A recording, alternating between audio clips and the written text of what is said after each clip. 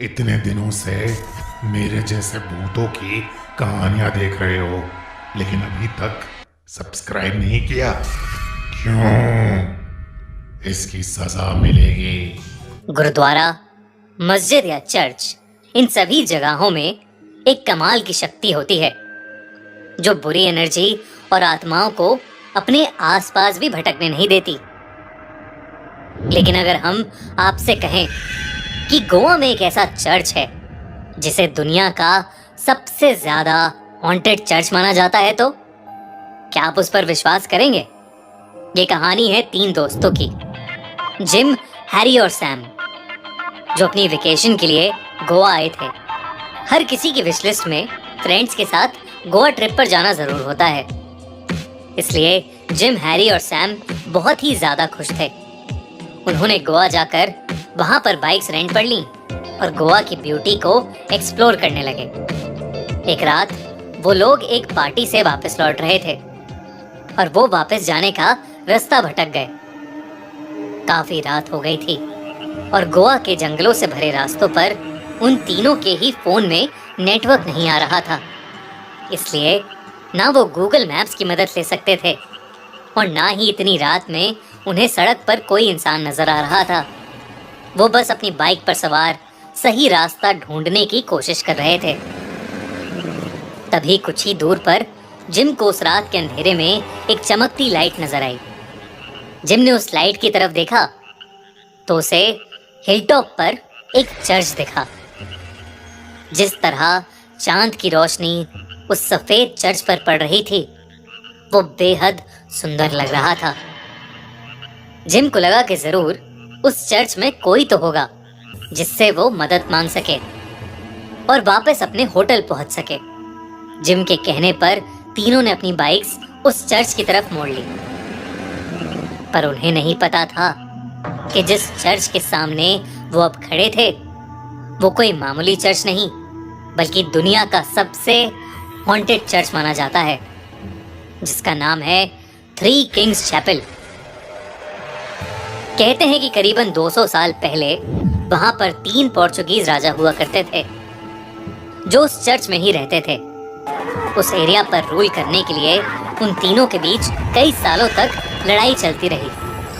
अंत में उनमें से एक राजा ने बाकी दोनों राजाओं और उनकी फैमिलीज के खाने में जहर मिलाकर उन्हें मार डाला। उसके बाद उस राजा को उन दोनों मरे हुए राजाओं के भूत दिखने लगे, जिससे वो पागल हो गया। लोग कहते हैं कि वो पागल राजा जिसे भी देखता था उस पर अपनी तलवार से वार कर देता था। वो इतना पागल हो चुका था कि एक रात उसने भी जहर खाकर अपने आप को मार डाला। तब से माना जाता है कि उन तीनों राजाओं की आत्मा अभी भी उस चर्च में घूमती है। पर इस सबसे अनजान जिम, हैरी और सैम आधी रात में उस चर्च के सामने खड़े थे। उस चर्च के आसपास का एरिया बिल्कुल खाली था और वहां पर कोई भी मौजूद नहीं था। जिम को लगा कि शायद चर्च के अंदर कोई होगा, तो उसने चर्च का दरवाजा खोलने की कोशिश की, लेकिन वो दरवाजा बंद था। तो जिम उसी चर्च के आसपास घूमकर देखने लगा कि शायद कहीं कोई मिल जाए जो उसे उसके होटल जाने का रास्ता बता दे, जहां जिम मदद ढूंढ रहा था। वहीं हैरी और सैम एक दूसरे की फोटोज खींच रहे थे। फोटोज लेते लेते एक मोमेंट ऐसा आया जहां सैम हैरी की फोटो ले रहा था और अचानक से उसे मोबाइल कैमरा में हैरी के पीछे कोई सफेद साया खड़ा नजर आया।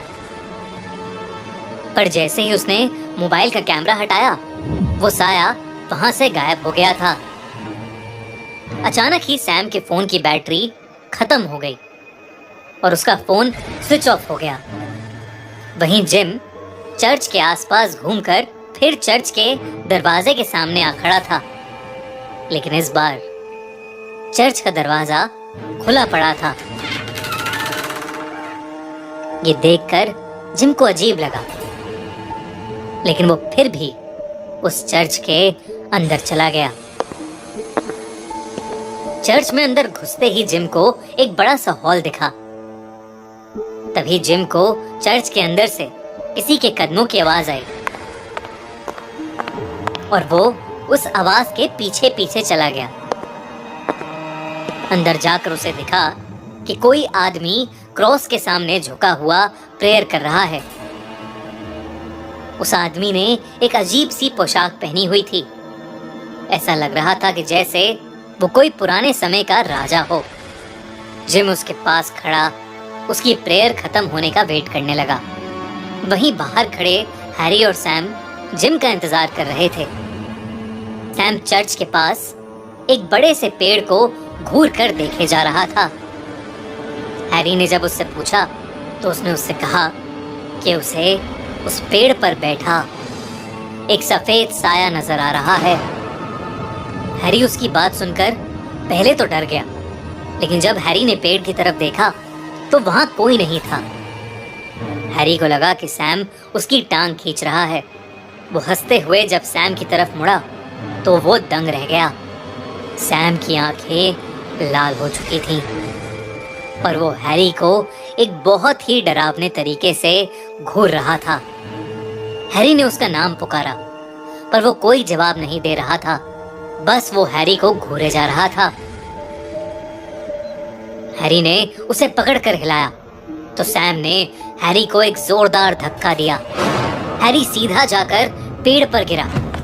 सैम अपने होश खोकर उस हिल के किनारे की तरफ जाने लगा और किनारे पर आकर वो उस हिल से नीचे कूद गया। हैरी ये देखकर एकदम शॉक्ड था।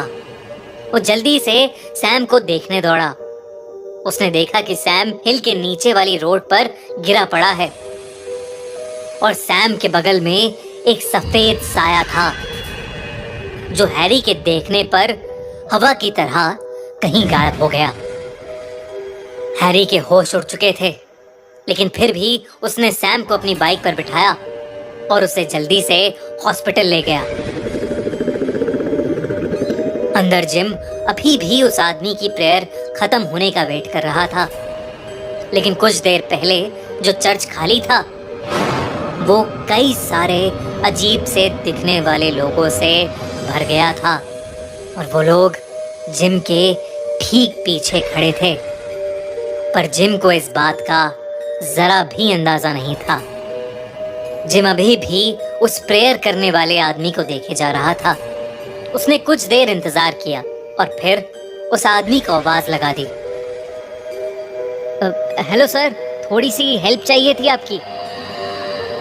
जिम ने इतना ही कहा था कि उस आदमी की गर्दन उल्टी हो गई। ये देखते ही जिम के रोंगटे खड़े हो गए। उस आदमी का चेहरा भयानक था और वो अपनी लाल आंखों से जिम को घूरे जा रहा था।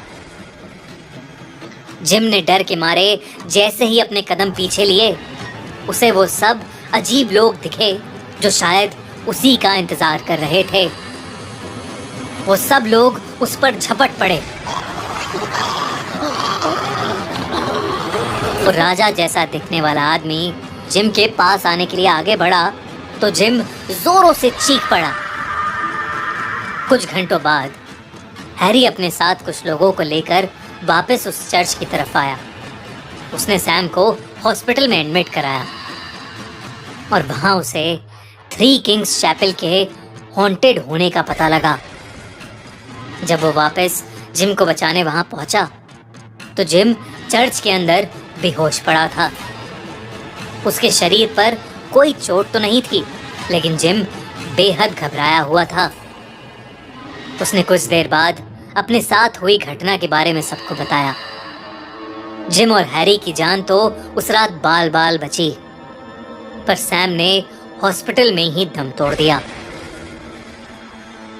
आपको क्या लगता है, ये सब एक कोइंसिडेंस था या सच में थ्री किंग्स